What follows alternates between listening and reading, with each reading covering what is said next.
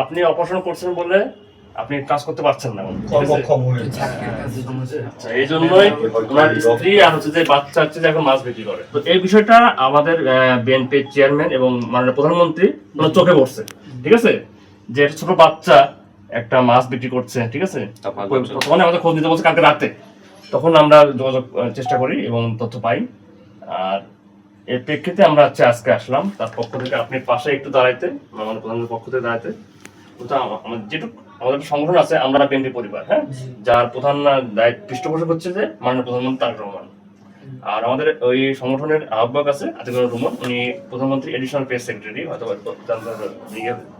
বুঝবেন। এটা হচ্ছে যে অতিরিক্ত প্রেস সচিব, হ্যাঁ, উনি আমাদের আতিকুর রহমান ভাই।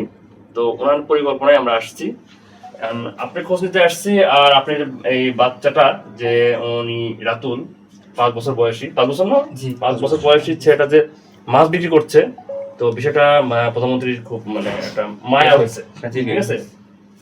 ছোট বাচ্চা এখন মানে বলতে ছোট বাচ্চা এত অনেক স্কুল যায় না, স্কুল এই পেশা না করে সে হচ্ছে পড়াশোনা দেখে